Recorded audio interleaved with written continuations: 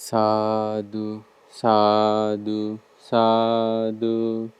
නමෝ තස්ස භගවතෝ අරහතෝ සම්මා සම්බුද්දස්ස. නමෝ තස්ස භගවතෝ අරහතෝ සම්මා සම්බුද්දස්ස. නමෝ තස්ස භගවතෝ අරහතෝ සම්මා සම්බුද්දස්ස. සාදු සාදු සාදු. මහා ප්‍රඥාවන්ත ෂඩ් අභිඥාලාභී සතර පටිසම්භිදාලාභී නාගසේන මහරහතන් වහන්සේට අපගේ නමස්කාරය වේවා. සාදු සාදු සාදු. අපගේ ගුරු දේවෝත්තම පින්වත් ලොකු ස්වාමීන් වහන්සේට අපගේ නමස්කාරය වේවා.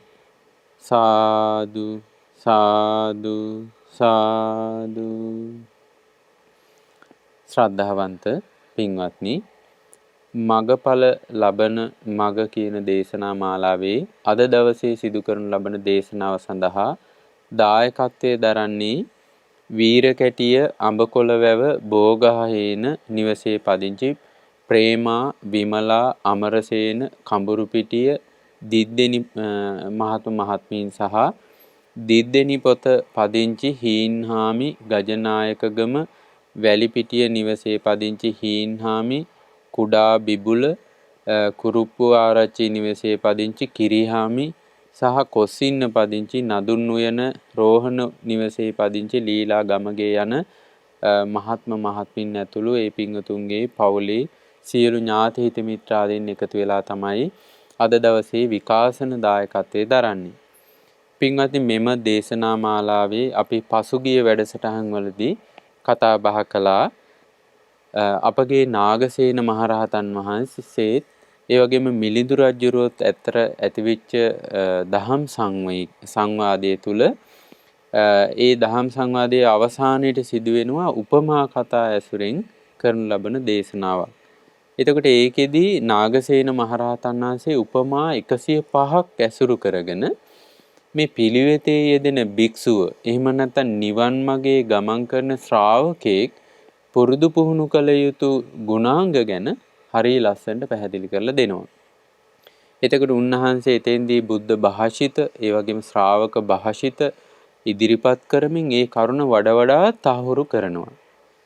එතකොට මේ මගඵල ලබන මග කියන මේ දේශනා මාලාව තුළින් ඔබට මේ නාගසේන මහරහතන් වහන්සේ විස්තර කරන ලද ඒ විසිතුරු උපමා කතා ඇසුරින් කරන ලද දේශනාත් ඊට අමතරව තවදුරටත් මේ කාරණේ පැහැදිලි කර ගැනීම සඳහා බුද්ධ දේශනා උපයෝගී කරගෙන මෙම වැඩසටහනේදී මේ නිවන් මඟ පුරුදු කරන කෙනෙක් කුමන ගුණධර්මයන් දියුණු කරන්න ඕනද, ඊළඟට නිවන් මාර්ගට ලැබෙන තියෙන බාධා මොනවද, මේ බාධා මගහැරවා ගන්නේ කොහොමද, ඊළඟට මේ නිවන් මාර්ග පුරුදු කරන්න අවශ්‍ය ගුණ සම්පත් මොනවාද, ඇසුරු කළ යුත්තේ කවුද, ඇසුරු කළ නොකළ යුත්තේ කවුද, මේ හැම කාරණයක්ම මේ කාරණේදී පැහැදිලි කරනවා.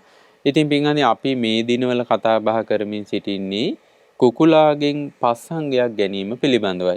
අපි පසුගිය වැඩසටහන් වලදී ඉන් අංග 3ක් ගැන කතා බහ කළා. එතකොට අද දවසේ අපි කතා කරන්නේ 4 වෙනි අංගය පිළිබඳව. නාගසේන මහරහතන් වහන්සේ වදාරනවා, තවද මහරජාණෙනි, කුකුලා ඇස් ඇතිව සිටියේ නමුත් රාත්‍රියට අන්ධ වෙයි. ඒතර කුකුලාට දහවල් කාලේ හොඳට ඇස් පෙනුනට රාත්‍රියට මෙයාට ඇස් පේන්නේ නැහැ. නාගසේන මහරහතන් වහන්සේ වදාරනවා, එසේම මහරජාණෙනි, පිළිවෙතේ යෙදෙන භික්ෂුව විසින් අන්ධ නොවී සිටිය නමුත් සිත කෙලෙසෙන රූප ඉදිරියේ අන්ධයෙකු මෙන් සිටිය යුත්තේය. ආරණ්‍යයේ සිටියත් ගමට පිඩිසිඟා වැඩියත් කෙලෙස් හටගන්නා රූප ශබ්ද ගන්ධ රස පහස ස්පර්ශ ඉදිරියේ අන්ධයෙකු බිහිරෙකු මෝඩයෙකුසේ සිටිය යුත්තේය. නිමිති නොගත යුත්තේය. විශේෂ සටහන් නොගත යුත්තේය. මහරජාණෙනි, කුකුලාගේ මේ සිව්වෙන අංගය ගත යුත්තේය. මහරජාණෙනි, මහා කච්චායන මහතෙරුන් වහන්සේ මේ වදාරන ලද්දේය. ඇස් ඇති නමුත් අන්ධයෙකු සෙයින්, කන් නැති නමුත් බිහිරෙකු සෙයින්, නුවණැති නමුත් මෝඩයෙකු සෙයින්, බල ඇති නමුත් දුර්වලයෙකු සෙයින් ඒ අවස්ථාවන්ට පරිදි සිටිය යුත්තේය.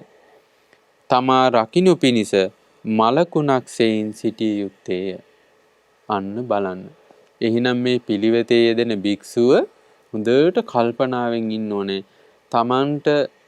තමන්ගේ කුසල් අරමුණු, කුසල් සිත වෙනසෙන ආකාරයේ රූප, ශබ්ද, ගන්ධ, රස, පහස අරමුණු තමා ඉදිරියට එනකොට ඒ වගේ හිත රැක ගන්න ඕනේ. මේකට තමයි පින්වත්නි මේ බුද්ධ ශාසනය කියන්නේ ඉන්ද්‍රිය සංවරය කියලා.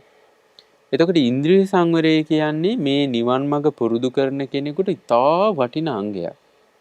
ඉන්ද්‍රිය අසංවර කෙනා මේ ජීවිතේම දුකසේ කායික දැවිලි, මානසික දැවිලි ඇතිව වාසය කරනවා.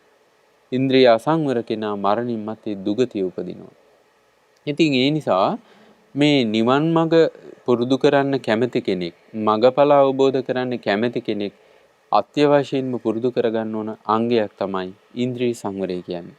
බුද්ධ දේශනා දහස් ගණනක බුදුරජාණන් වහන්සේ මේ ඉන්ද්‍රිය සංවරය විවිධාකාර පරයයන්ගෙන්, මේ ඉන්ද්‍රිය සංවරය කියන්නේ මොකද්ද? ඉන්ද්‍රිය සංවරය කරන්නේ කොහොමද? ඉන්ද්‍රිය සංවරයට තියෙන හේතු සම්පත් මොනවද? ඉන්ද්‍රිය අසංවර වුණොත් එහෙම තියෙන ආදීනව මොනවද? ඉන්ද්‍රියන් සංවර කරගත්තොත් තියෙන ආනිසංස මොනවද? මේ හැම දෙයක්ම බුදුරජාණන් වහන්සේ දේශනා කරලා තියෙනවා. එතකොට බලන්න පින්වත්නි, මේ ඉන්ද්‍රිය සංවර ආදී ගුණ සම්පත් මත තමයි මිනිසෙගේ සැප දුක තීරණය වෙන්නේ. දැන් අපට හිතන සාමාන්‍ය එදිනෙදා ජීවිතේ අපිට රැකියාවක් නැති නිසා, මුදල් නැති නිසා, ගෙවල් වල ප්‍රශ්න නිසා අපි දුක් විඳිනවා කියලා. නමුත් අපේ දුක සැපට ප්‍රධාන වෙන්නේ මේ ඉන්ද්‍රිය සංවර ආදී අපේ අභ්‍යන්තර ගුණ සම්පත් නැත්තම් අපේ ජීවිතේ බොහොම දුක් සහිත එකක්. ඉහළ මාර්ගඵලාදී ලබනවා කියන කතාව අපි පැත්තකින් තියමු. මේ ජීවිතේදී මෙයාට සැප සම්නසින් ඉන්න වෙන්නේ නැහැ ඉන්ද්‍රිය අසංවර වෙනවනම්.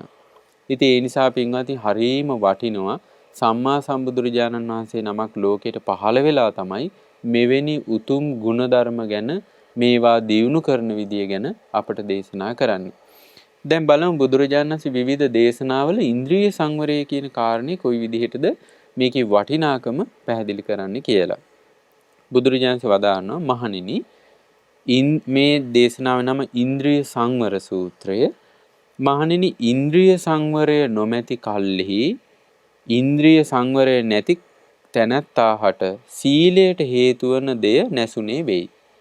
ඔන්න බලන්න, ඉන්ද්‍රිය අසංවර වීමත් එක්කම ඊළඟට සිදුවෙන දේ තමයි සිල්පද කැඩෙනවා. එහෙම නැත්නම් සීලයට paludu වෙනවා, සීලයට හානි පැමිණෙනවා. එතකොට ඉන්ද්‍රිය අසංවර කෙනා කැමති වෙන්න ඕනේ. එයා කැමති වුණත් අකමැති වුණත් එයාගේ සිල්පද කැඩෙන්න හේතු වෙනවා. එතකොට ඊළඟට බුදුරජාණන් වදාරනවා, සීලය නොමැති කල්ලි සිල් නැති තැනැත්තාහට සම්මා සමාධියට හේතු වන දේ නැසුනේ වෙයි. ඔන්න සිල්පද කැඩෙනවත් එක්කම යම් චිත්ත සමාධියක් ලබා ගන්න අවස්ථාවක් තියෙනවා, අන්න ඒක නැති වෙලා යනවා. ඊළඟට සම්මා සමාධිය නොමැති කල්ලි සම්මා සමාධිය නැති තැනැත්තාහට යථාභූත ඥාන දර්ශනයට හේතු වන දේ නැසුනේ වෙයි. එතකොට එකඟ සිතක් තියෙන කෙනාට තමයි යමක ඇති යථා ස්වභාවය දකින්න පුළුවන්. එතකොට සිතේ එකඟ බවක් නැත්තම්, විසිරුණු සිතක් නම් තියෙන්නේ, නීවරණයන් එක තියෙන සිතක් නම් තියෙන්නේ, එයාට යමක යථා ස්වභාවය දකින්න අවස්ථාවක් නැති වෙනවා. එතකොට යථාභූත ඥාන දර්ශනය නොමැති කල්හි යථාභූත ඥාන දර්ශනය නැති තැනැත්තාහට නිබ්බිදා විරාගයට හේතු වන දේ නැසුනේ වෙයි. එතකොට යථාභූත ඥාන දර්ශනය යමක ඇති ස්වභාවයේ හරියටම දැක්කට පස්සේ තමයි ඒ කෙරෙහි ඇතිවෙන අවබෝධයෙන් කලකිරීමත් නොයල්මත් හටගන්නේ. පින්වත්නි, යම් කෙනෙකුට නිබ්බිදාව අවබෝධයෙන් ඇතිවෙන කලකිරීම හටගත්තොත් එදා ඉඳන් මේ සසරේ ප්‍රශ්නේ විසඳෙන්න පටන් ගන්නවා. දැන් අපි මේ දීර්ඝ සසරක නොඑක් විදිහට මේ ශෝක, වැළපීම්, දුක්, දුම්නස් ආදී විඳින්මින් ඉන්නේ මොකක් නිසාද? අවබෝධයෙන් කලකිරීම හට නොගත්ත නිසා. අවබෝධයෙන් කලකිරීම හට නොගත්තේ මක් නිසාද? අපිට යථාභූත ඥාන දර්ශනේ යථා ස්වභාවය අවබෝධ කරන්න බැරුණ නිසා. එතකොට ඒ අවබෝධයෙන් කලකිරීමත් එක්කම ඊළඟට ඇති වෙන ධර්මතාවය තමයි විරාගය. ඒ කෙරෙහි නොඇලෙනවා. ඒ කෙරෙහි හිත පහදින්නේ. ඒකට හිත බැඳෙන්නේ. ඊළඟට බුදුරජාණන් වදාහරනවා නිබ්බිදා විරාගය නොමැති කල්ලි නිබ්බිදා විරාගය නැති තැනත්තාහට විමුක්ති ඥාන දර්ශනයට හේතු වන දේ නැසුනේ වෙයි. එතකොට නිබ්බිදා විරාගයත් එක්කම ඇති වෙන එක තමයි ඒකේ නිදහස් වෙන එක. කලකිරිච්ච ගමන් නොඇලීම හටගන්න. නොඇලිච්ච ගමන් නිදහස් වෙනවා. එතකොට කලකිරීමත් නොඇල්මත් හටගෙන නැත්තම් ආන් ඒ කෙනාට නිදහස් වීමක් ලබා ගන්න බැරි වෙනවා. බුදුරජාණන් උපමාවක් වදාරනවා. මහණෙනි මේ බුදු දෙයක්.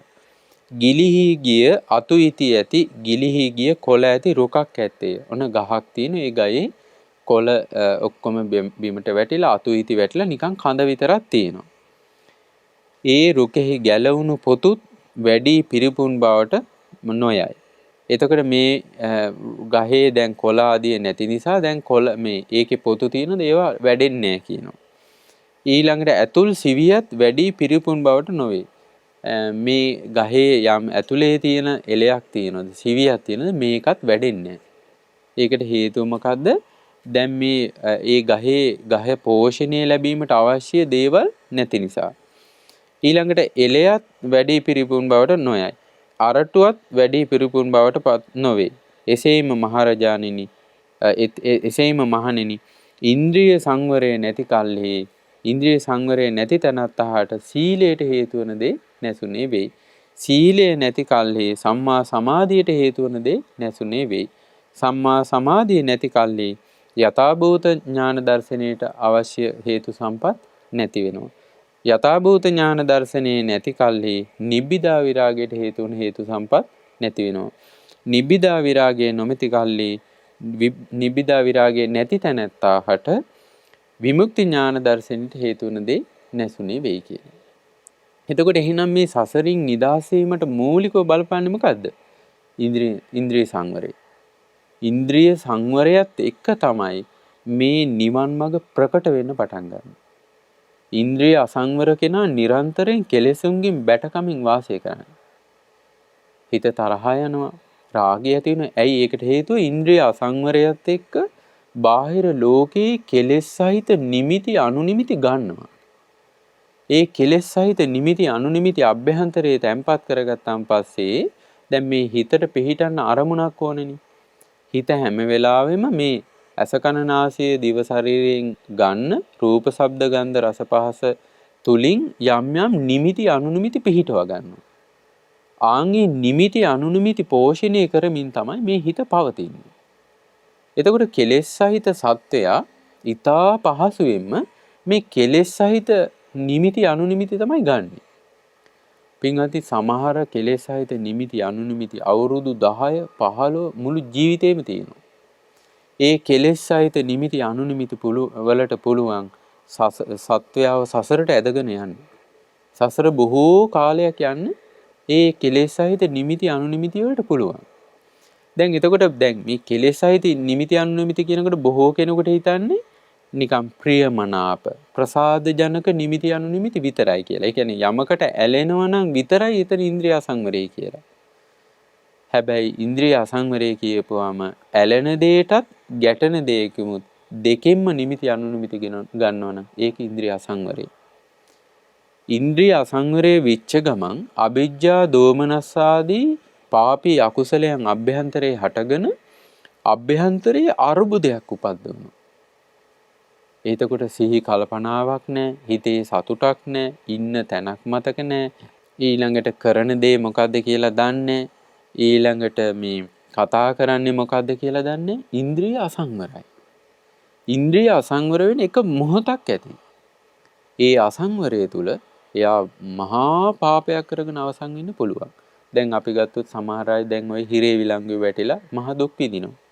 කරුණු හොයාගෙන ගියම් බලපුවම් පේන්නේ එක මොහොතක් ඉන්ද්‍රිය අසංවර වෙනවා. Tamanට ඇහිච්ච ශබ්දයක්, Taman දැකපු රූපයක්, එහෙම නැත්නම් Tamanට විදිච්ච පහසක් මොකක් හරි මේ බාහිර අරමුණක් මුල් කරගෙන සිහිය පිහිටවාගෙන නොතිබුණ නිසා ඔන්න ඉන්ද්‍රිය අසංවර වෙලා. ඒ ඉන්ද්‍රිය අසංවරේ නැවත නැවතත් පත් වුණාට පස්සේ ඔන්න දුස්සීලකම් හට ගන්නවා. ඊළඟට කයින් වචනින් මනසින් වරදේ බැඳිනවා. ඒකත් එක්කම එයාට නොයෙක් පාපී අකුසල ධර්මයන් යාව වහ ගන්නවා. එතකොට අපි මතක තියාගන්න ඕනේ ඉන්ද්‍රිය අසංවරයට හේතුව තමයි අසති අසම්පජඤ්ඤය. සිහිනුවන නැතිවීමත් එක්ක තමයි ඉන්ද්‍රිය අසංවරය සිද්ධ වෙන්නේ.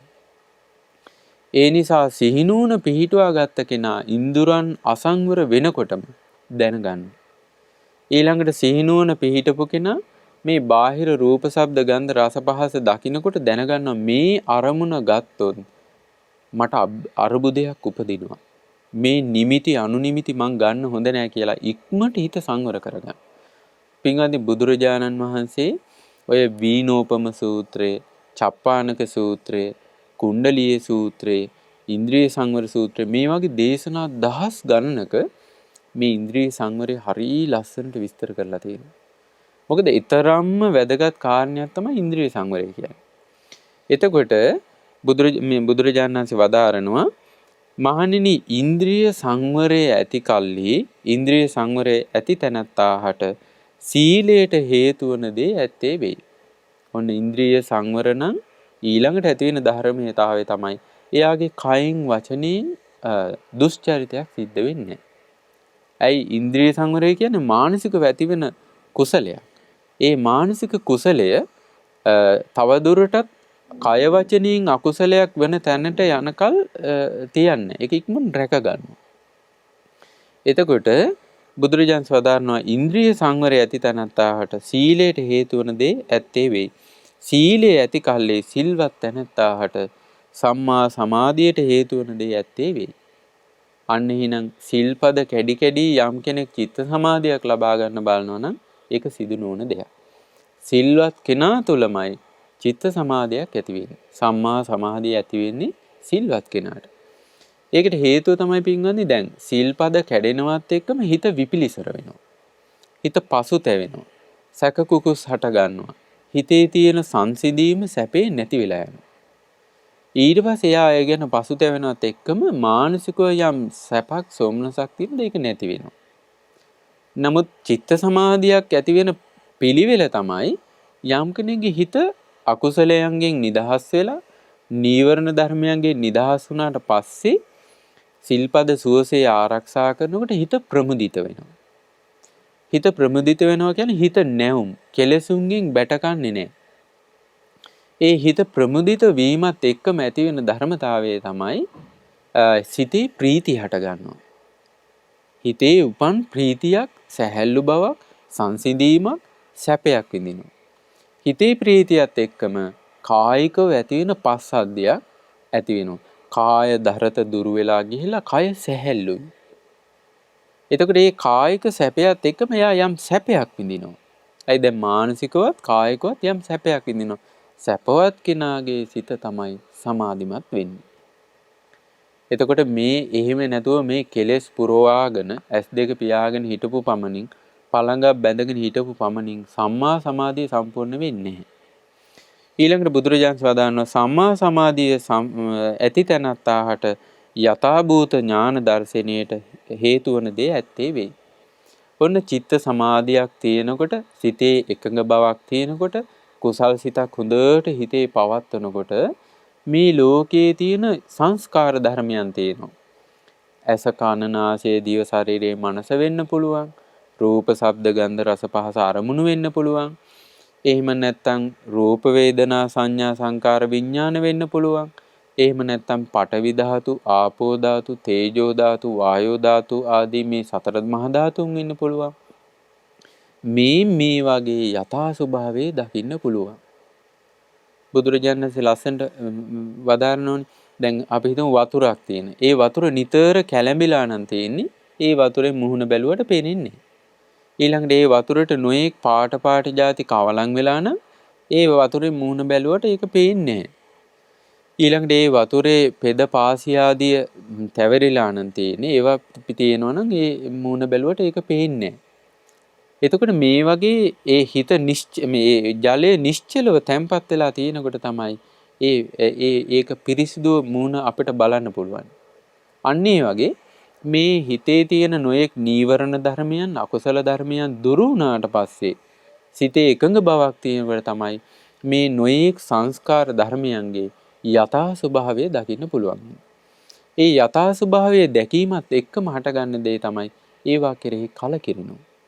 ඇයි මේ යථා ස්වභාවය තුල තියෙන්නේ අනිත්‍ය බව, අස්තිර බව, දුක් සහිත බව, අපේ වසඟේ පවත්වන්න බැරි ස්වභාවය තමයි ඒකේ තියෙන්නේ.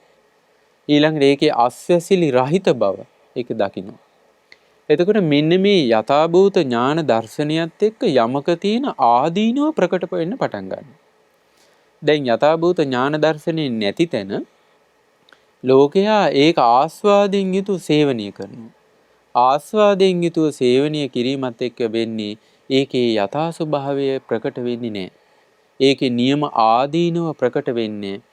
එයා මොකද කරන්නේ? ආස්වාදයෙන් යුතුව ඒක නැවත නැවත මෙනෙහි කරනවා. එතකොට යථාභූත ඥාන දර්ශනයත් එක්ක ඒකේ යථා ස්වභාවය දැක්මත් එක්ක ආදීනව ප්‍රකට වෙන්න පටන් ගන්නවා. අන්න එතකොට මොකද කරන්නේ? ඒ කෙරෙහි අවබෝධයෙන්ම කලකිරෙනවා. කලකිරීමත් එක්කම ඒ කෙරෙහි ඇලෙන්නේ. එතකොට මේ කියන්නේ සාමාන්‍ය ලෝකයේ ඇති වෙන කලකිරීමක් නෙවෙයි. ඒක අවබෝධ ඥානයක්. ඒක සංසිඳුණු එකක්. ඒක කුසල් වැඩෙන දෙයක්. ඒක මහා සත්පුරුෂයන්, මහා නුවණැතියන්, සමාධිමත් සිත් ඇති අය කරන දෙයක්. දැන් ආවට ගියාට ඔය සමහර අය කලකිරිලා සීදිවි නසා ගන්නවා, මත්ද්‍රව්‍ය පාවිච්චි කරනවා, බලාගත් අතේ බලාගෙන ඉන්න මේක සැබෑ කලකිරීම නෙවෙයි. ඒක අනවබෝධය තුල ඇති වෙන එකක්. හැබැයි සැබෑ කලකිරීම ඇති වෙච්ච කෙනාට විරාගය හට ගන්නවා. එතකොට බලන්න නිබ්බිදා විරාගය ඇති කල්හි නිබ්බිදා විරාගය ඇති තැනත්තාට විමුක්ති ඥාන දර්ශනයට හේතු වන දේ ඇත්තේ වේ. අන්න යා නිදහස් වෙනවා. බුදුරජාණන් වදානවා ඒක මෙන්න මේ වගේ දෙයක්. වැඩි ගිය මනවින් වැඩි ගිය අතු ඉති ඇති මනවින් වැඩි ගිය කොළ ඇති රුකක් ඇත්තේය. ඒ රුකෙහි පිටපොතුත් වැඩි පිරිපුන් බවට යයි. ඇතුල් සිවියත් වැඩි පිරිපුන් බවට යයි. එලයත් වැඩි පිරිපුන් බවට යයි. පිරිපුන් බවට යයි. අරටුවත් වැඩි පිරිපුන් බවට යයි. එසේම මහණෙනි ඉන්ද්‍රිය සංවරය ඇති තනත්තාට සීලයට හේතු වන දේ තියෙනවා. සීලයට හේතු වන දේ තියෙන තැනත්තාට සම්මා සමාධිය තියෙනවා.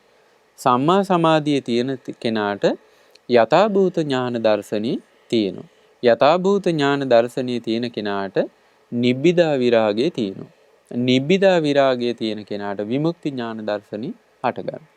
එතකොට බලන්න මේ වගේ ක්‍රමානුකූල වැඩපිළිවෙලක් තියෙනවා. මේක තමයි මගඵල අවබෝධය ලැබීමට තියෙන මග. එතකොට එහෙම නැතුව මේ ධර්මයන් පුරුදු නොකර කෙසේනම් කෙනෙක්ගේ සිත කෙලෙසුන්ගෙන් නිදහස් වෙන්නද?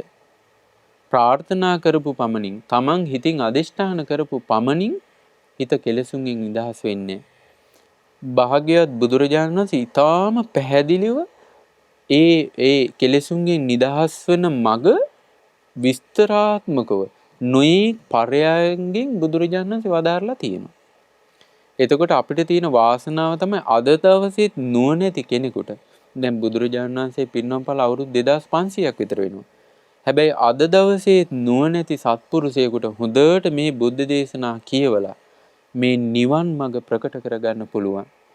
මගඵල ලබන මඟ ප්‍රකට කරන්න පුළුවන්.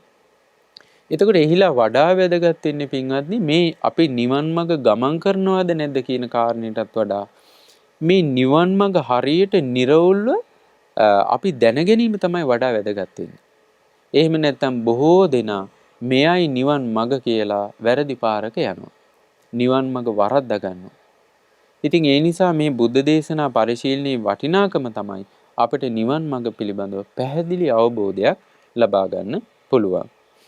පින්වත්නි තවත් බුද්ධ දේශනාවක බුදුරජාණන්සේ හරි ලස්සනට මේ ඉන්ද්‍රිය සංවරයේ වටිනාකම මේ විදිහට පැහැදිලි කරනවා. මේ දේශනාවේ නම සම්මා සමාධි සූත්‍රය.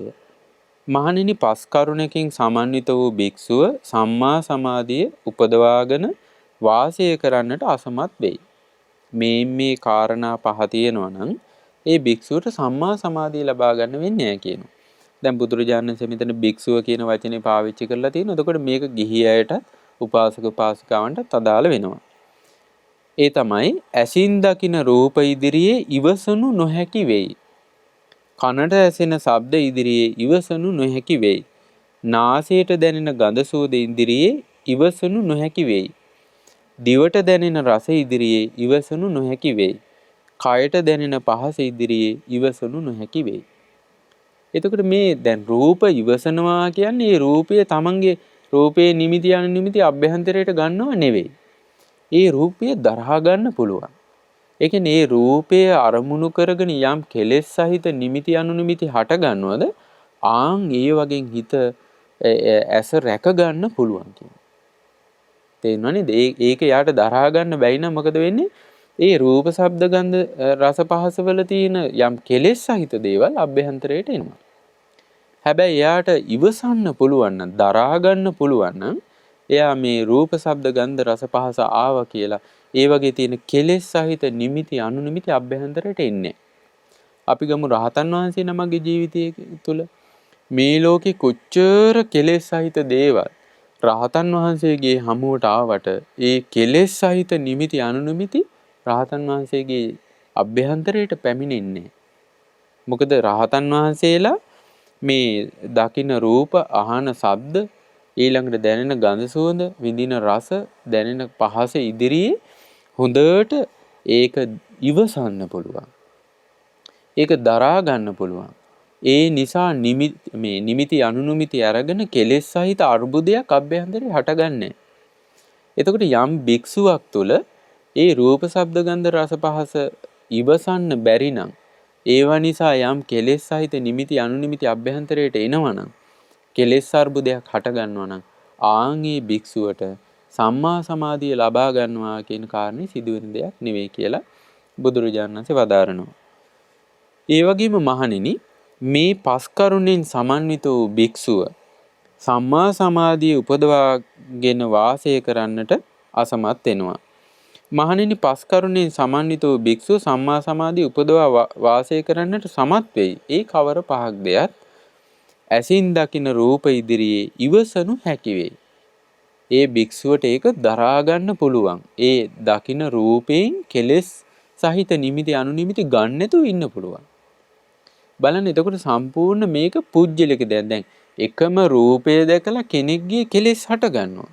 තව කෙනෙක්ගේ කෙලෙස් හටගන්නේ නැහැ. එතකොට එහෙනම් මේ කෙලෙස් හට ගැනීම නැතිවීම කියන කාරණේ තීරණය වෙන්නේ රූපේ මත නෙවෙයි.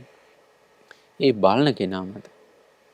ඊළඟට බුදුරජාණන් වහන්සේ කනට ඇසෙන ශබ්ද ඉදිරියේ ඉවසනු හැකි වේ. නාසයට දැනෙන ගන්ධය ඉදිරියේ ඉවසනු හැකි වේ. දිවට දැනෙන රස ඉදිරියේ ඉවසනු හැකි වේ. කයට දැනෙන පහස ඉදිරියේ ඉවසනු හැකි වේ. මහණෙනි මේ පස් කරුණෙන් සමන්විතව භික්ෂුව සම්මා සමාධිය උපදවාගෙන වාසය කරන්නට සමත් වෙයි. අන්න ඒ විදිහට රූප ශබ්ද ගන්ධ රස පහස හොඳට දරා ගන්න පුළුවන් නම් ඒ නිසා නිමිති අනුනිමිති ගන්නෙ නැතුව කෙලෙස් සහිත වාසය කරන්නේ නැත්තම් ආන් ඒ භික්ෂුවට කියන සම්මා සමාධිය ලබා ගන්න පුළුවන්. ඒතකොට ගිහි පින්වතෙක් වුණත් මේ නිතර මේ දැන් අපි හිතමු රූපවාහිනියෙන් එහෙම නැත්තම් මේ සමාජ මාධ්‍ය තුලින් ඊළඟට මේ නගරයට යනකොට තමන්ගේ රැකියා ස්ථානේ මේ නොයේක් නිමිති අනුනිමිති දකින්නවනේ. ස්වාමීන් වහන්සේ නමකට වඩා එවැනි දේවල් ඇස ගැටෙන අවස්ථා වැඩි ගිහි කෙනෙකුට. එතකොට ඒ වෙලාවේ යාට බැරි නම් සිහිය පිහිටවාගෙන වාසය කරන්න අන්න යාට සම්මා සමාධිය ලබා ගන්නවා කියන කාරණේ සිද්ධ වෙන්නේ නැහැ කියනවා. එතකොට මේ තව දේශනාවක් තියෙනවා අක්කම කියන සූත්‍රේ. බුදුරජාණන් වදාහනවා මහණෙනි රජුගේ හස්තියා කරුණු පසකින් යුක්ත වුණොත් රජතුමාට ඒ හස්තිය සුදුසුයි කියනවා. රාජ පරිහරණයට සුදුසු වෙයි. රාජකීය අංගයක් බවට පත් වෙනවා. දැන් මේ කරුණු පහෙන් සමන්විත හස්තිය රජතුමාට නුසුදුසුයි කියනවා. රාජ පරිහරණයට සුදුසු වෙන්නේ රාජකීය අංගයක් විදිහට ගැනෙන්නේ කියනවා. කවර පසද්ද? මෙහිලා රජුගේ හස්තිය රූපයන් ඉවසන්නේ නැහැ කියනවා. ශබ්දයන් ඉවසන්නේ නැහැ. ගන්ධයන් ඉවසන්නේ නැහැ. රසයන් ඉවසන්නේ නැහැ. ස්පර්ශයන් ඉවසන්නේ නැහැ කියනවා. මෙන්න මේ කාරණා පහෙන් යුක්ත හස්තිය රජතුමාට සුදුසු රාජකීය අංගයක් බවට පත් වෙන්නේ නැහැ කියනවා. බුදුරජාණන් වදාළා මහණෙනි රජුගේ හස්තිය රූපයන් නොඉවසන්නේ කොහොමද අහනවා. මෙහිලා රාජකීය හස්තියා යුද බිමට ගියන් පස්සේ සේනාව දැකලා, අස්ස සේනාව දැකලා, රත සේනාව දැකලා, පාබල සේනාව දැකලා කම්පා වෙනවා. ඒ රූප දැකලා කම්පා වෙනවා, බය වෙනවා. දැඩිව සිටින්නට නොහැකි වේ. සංග්‍රාම භූමියට බැස ගන්නට නොහැකි වේ. මේ කරුණෙන් යුක්ත රජුගේ හස්තියා රූපයන්ගෙන් නොයසන්නේ වෙයි. මහණෙනි, රජුගේ හස්තියා ශබ්දයන් නොයසන්නේ කොහොමද? මෙහිලා රජුගේ හස්තියා යුද බිමට පිවිසියේ හස්ති නාදය අසා, අස්ව නාදය අසා, රත ශබ්දය අසා, පාබල හඬ හෝ අසා, බෙරහඬ, පනා බෙරහඬ, සක්හඬ, තූර්ය නාද හඬ අසා කම්පා වෙනවා. විශේෂයෙන් කම්පා වෙනවා. දැඩිව හින්න බෑ කියනවා. සංග්‍රාම භූමියට බැස ගන්නට නොහැකි වේ. මහණෙනි, මෙසේ රජුගේ හස්තියා ශබ්දයන් නොයසන්නේ වේ. බලන්න බුදුරජාණන් වහන්සේ මේ නොයේක් උපමා කතා වලින් මේ පැහැදිලි කරන්නේ මේ විවිධ කෙනාට තේරුම් ගන්න පුළුවන් විදියට. මහණෙනි, රජුගේ හස්තියා ගන්ධයන් නොයසන්නේ කෙසේද? රජුගේ හස්තියා යුද බිමට පිවිසියේ යම් මේ රජුගේ අභිජාත හස්තියහු සංග්‍රාමයේ බැසගෙන සිටිද්ද ඔවුන්ගේ මල මූත්‍ර ගන්ධයේ ආග්‍රහණය කොට කම්පා වේ. විශේෂයෙන් කම්පා වේ. දැඩිව සිටින්න නොහැකි වේ. මෙසේ රජුගේ හස්තියා ගන්ධයන් නොයසන්නේ වෙයි. ඊළඟට මහණෙනි, රජුගේ හස්තියා රසය නොයසන්නේ කෙසේද?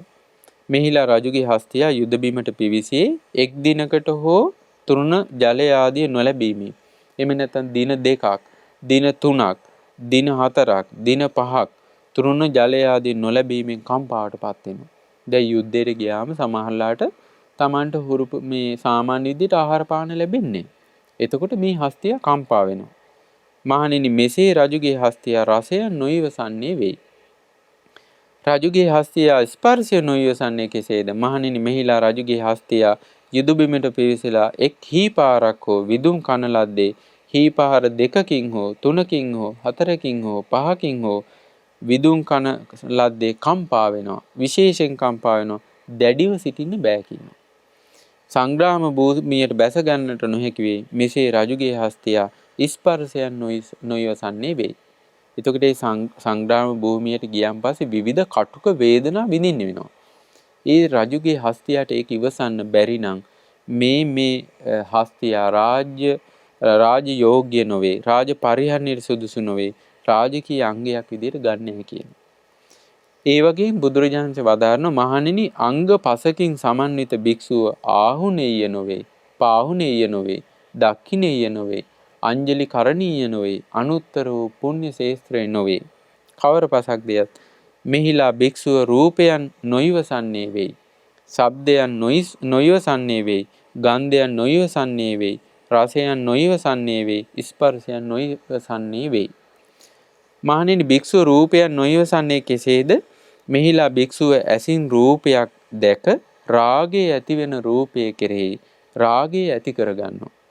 සිත සමාහිත කරගන්නට නොහැකි වෙයි.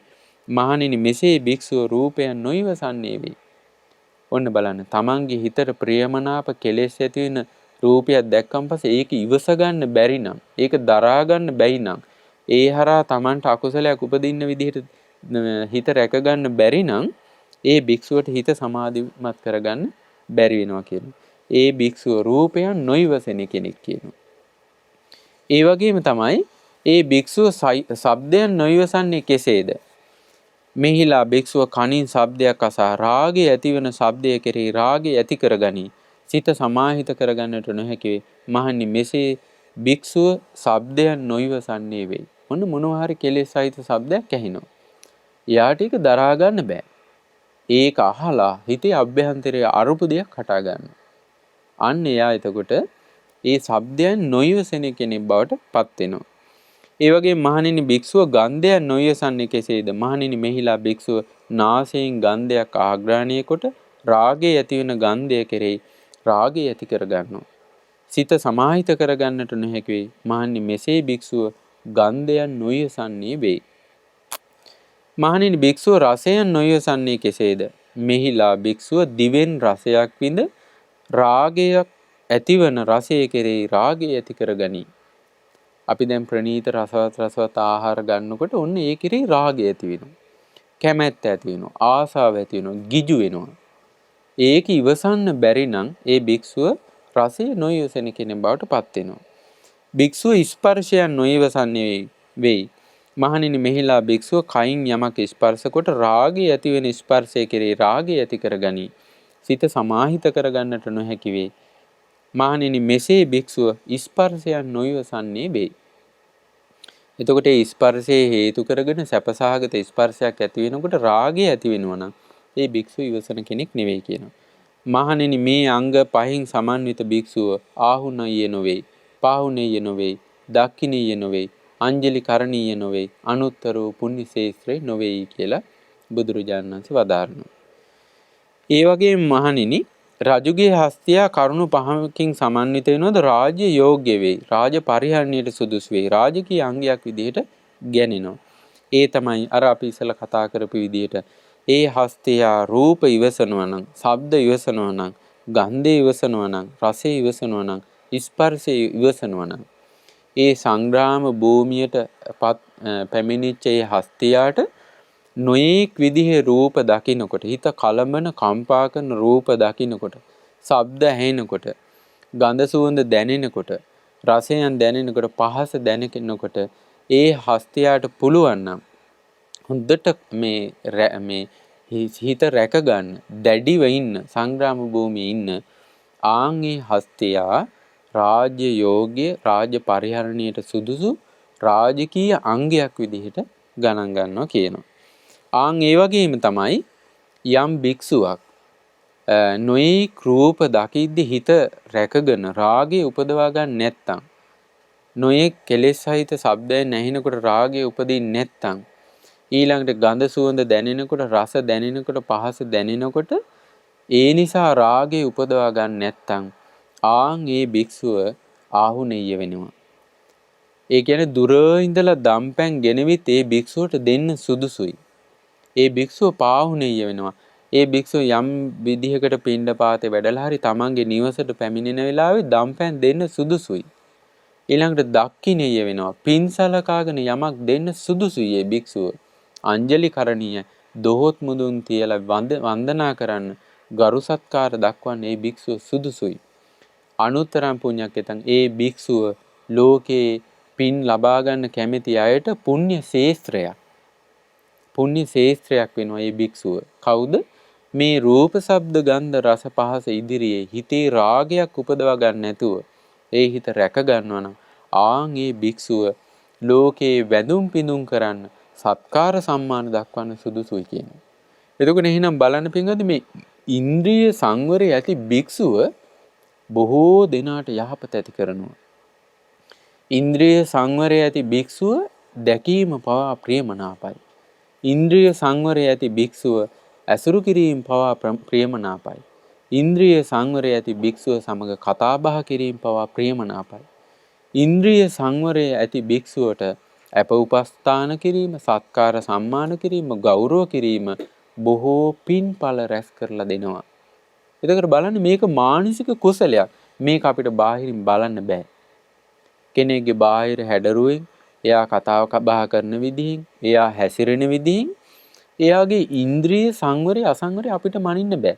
ඊළඟට වාසය කරන තැනින් දැන් සමහර කෙනෙක් ඉන්න පුළුවන් මහා නගරේ වාසය කරන්නේ. බොහෝ මිනිසුන් ඇසුරේ වාසය කරන්නේ. එයා ඉන්ද්‍රිය සංවරය පුරුදු කරනවා වෙන්න පුළුවන්. තව කෙනෙක් ඉන්නවා මහා ඝන වනාන්තරේ, හුදකලාවේ. සාමාන්‍ය ජනයා සමග කටයුතු කරන්නේ නැහැ. හැබැයි ඉන්ද්‍රිය අසංවර වෙලා තියෙන්න පුළුවන්. ඉතින් ඒ නිසා අපි කාටවත් කෙනෙක්ගේ ඉන්ද්‍රිය සංවරය හෝ ඉන්ද්‍රිය අසංවරය හෝ අපිට බලන්න බෑ.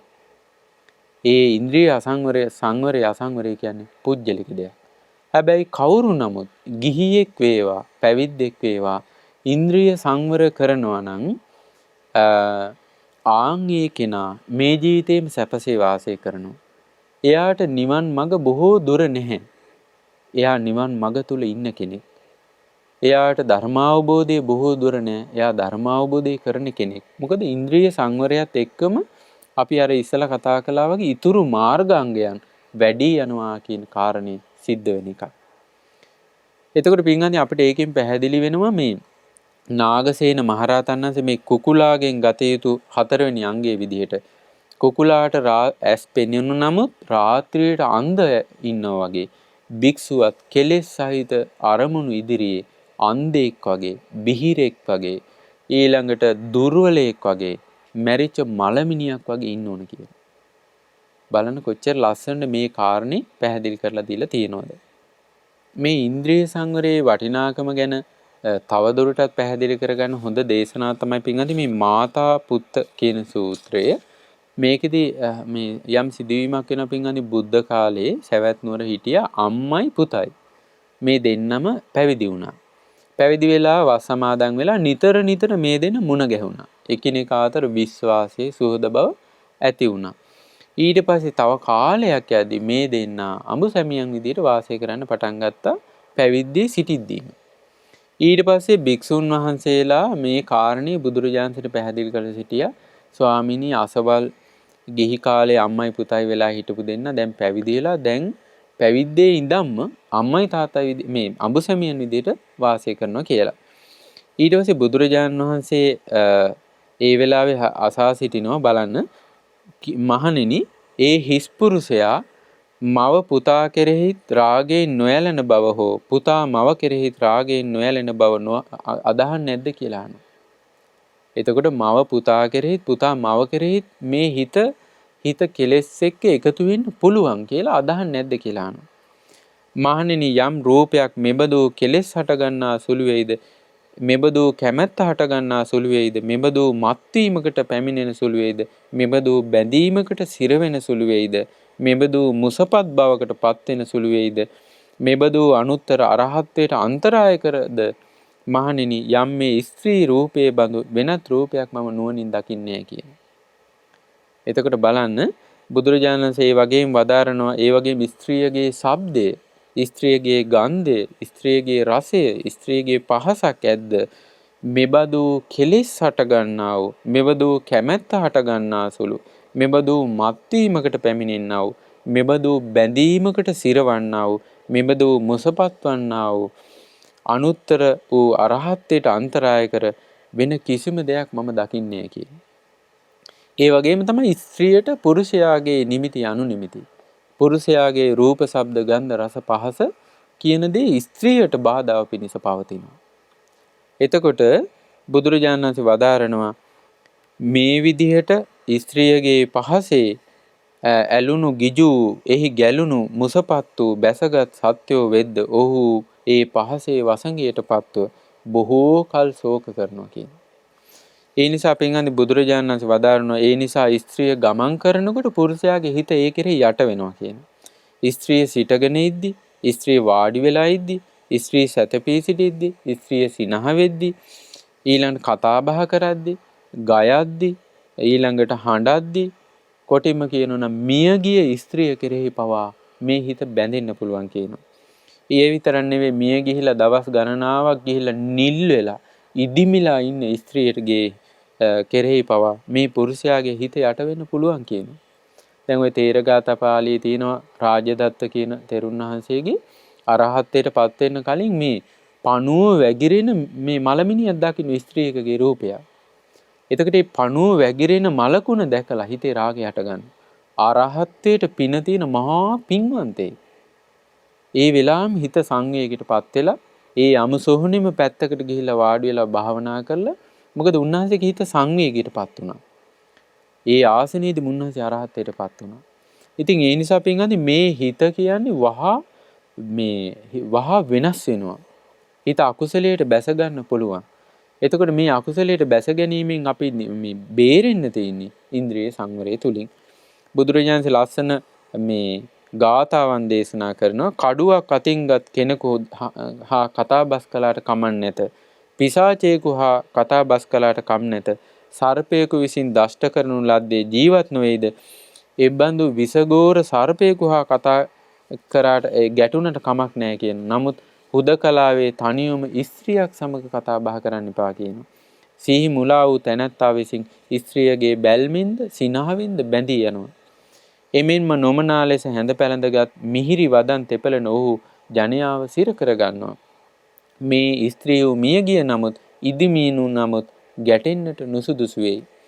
මනෝරම්‍ය වූ රූප ශබ්ද ගන්ධ රස පහස ස්පර්ශ යන පංචකාම ගුණයන්ගෙන් ස්ත්‍රී රූපයේ දකින්නට ලැබෙනවා. කාමයේ නම් වූ බිහිසුණු සැඩපහරින් ඇදගෙන යනු ලබන කාමයන්ගේ සැබෑ තතු නොදන්නා වූ ඔවුන්ගේ සංසාරයේ කාලයේද භවයෙන් භවයේ ඉපිද ඉපිද යාමට පෙරටු කොට ඇත්තාහ. යම් කෙනෙක් කාමයන්ගේ සැබෑ තතු අවබෝධ කොටගෙන කිසි ලෙසකිනුත් බිය රහිත වූ හැසිරෙද්ද යම් කෙනෙක් ආශ්‍රවයන්ගේ ඡය වීම නම් වූ අරහත්ත්වයට පත් වූ ආහුද ඔහු ඒකාන්තයෙන්ම ලෝකයෙන් ඈතර වුණා කියලා. එතකොට බුදුරජාණන් වහන්සේ මේ ඉන්ද්‍රිය සංවරයට බාධා වන ඉන්ද්‍රිය සංවරයට තියෙන අනතුරු ගැනත් මේ විදිහට දේශනා කරලා තියෙනවා. ඉතින් ඒ නිසා මගඵල අවබෝධය ලබන්න කැමති නිවන් මඟ ගමන් කරන්න කැමති කෙනෙක් ගිහි කෙනෙක් හෝ වේවා පැවිද්දෙක් හෝ වේවා හොඳට ඉන්ද්‍රිය සංවරය පුරුදු කරගන්න ඕනේ. සතර ඉරියව්වේම ඉන්ද්‍රිය සංවරය පුරුදු කරගන්න ඕනේ. මේක පොයේ දවසට විතරක් කරන එකක් නෙවෙයි. මේක පන්සලකට අසපුවකට විතරක් ගිහිලා කරන දෙයක් නෙවෙයි. සියලු තැන්හි සියලු කාලයෙම පුරුදු කරගත යුතු දෙයක් තමයි සෑම අරමුණකම අපි පුරුදු කරගත යුතු දෙයක් තමයි ඉන්ද්‍රිය සංවරය කියන්නේ. මොකද ඒ ඕනෑම තැනක ඕනෑම වෙලාවක අපේ ඉන්ද්‍රියන් අසංවර වෙන්න පුළුවන්. පින්වත් මේ ඉන්ද්‍රිය සංවරය පුරුදු කරගත්තොත් මේක හරි සුන්දර කලාවක්. අකුසල් දුරු කර කර එයාට කෙලෙස් අභ්‍යන්තරයට එන්න දෙන්නේ නැතුව හිත රැකගෙන කෙලෙස් වලින් තෙත් නොවි හරි ප්‍රමුදිත සිතින් ප්‍රීතිමත් සිතින් සැපවත් සිතින් වාසය කරන්න අවස්ථාව ලැබෙනවා. ඉතින් ඒ නිසා නාගසේන මහරහතන් වහන්සේ වදාරනවා කුකුලා රාත්‍රියේ කාලේ ඇස් පෙනෙන නමුත් අන්ධයෙකුසේ සිටින්නාසේ භික්ෂුවත් තමන්ගේ හිත කෙලෙසෙන රාග සහිත අරමුණු ඉදිරියේ ඒ භික්ෂුව මොකද කරන්නේ? රූප ශබ්ද ගන්ධ රස පහස අරමුණු වෙද්දී හිතේ අකුසල් උපද්දව ගන්න නැතුව හිත රැක ගන්නවා. ඉතින් ඒ නිසා පින්වත්නි මෙන්න මේ කාරණාව අපි හොඳට ඉගෙන ගන්න ඕනේ. ඉතින් අද දවසෙත් අපිට નિયમિત කාල වේලාව අවසන් වෙද්දී ඊළඟ වැඩසටහනේදී අපි තවදුරටත් මේ ගැන කරුණු කතා බහ කරන අදහසින් අද දවසේ වැඩසටහන නිමාවටපත් කරනවා.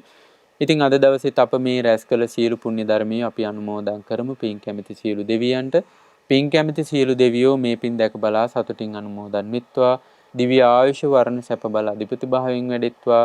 ගෞතම බුදු සසුනේ උතුම් චතුරාර්ය සත්‍ය ධර්මයේ අවබෝධ කරත්වා.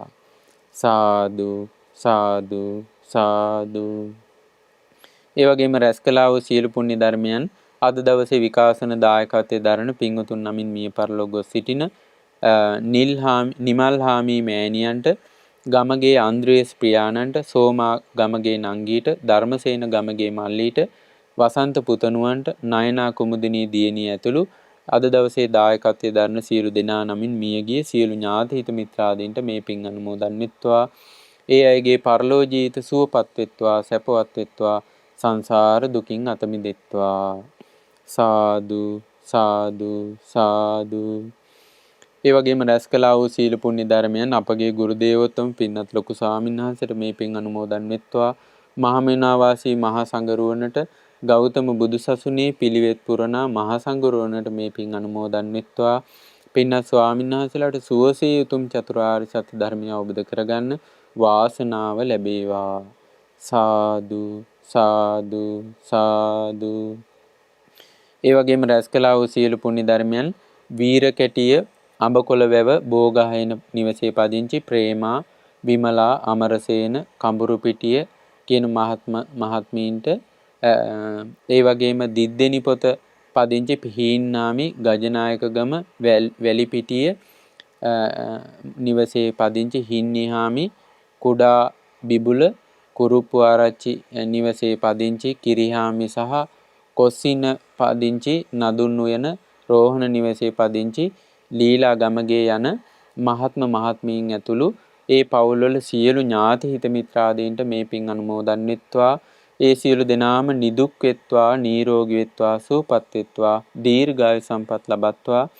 අද මේ බොහෝ දෙනාට බුදුරජාණන් වහන්සේ වදාළ ධර්මයේ ශ්‍රවණය කරන්නට අවස්ථාව සලසලා ධර්ම දානමේ වශයෙන් රැස් කළ මේ පුණ්‍යානුභව බලයෙන් ඒ පින්වත් සියලු දෙනාට නිරන්තරයෙන් කල්යාණ මිත්‍ර ඇසුර සද්ධර්ම ශ්‍රවණය කරන්නට අවස්ථාව ලැබිලා ගෞතම බුදු සසුනේ උතුම් චතුරාර්ය සත්‍ය ධර්මය අවබෝධ කරගෙන මේ ඊතා බිහිසුණු සසරින් නිදහස් වෙන්න ඒ සියලු දෙනාටම මේ පුණ්‍ය ධර්මයෝ ඒකාන්තයෙන් හේතුපකාර වේවා.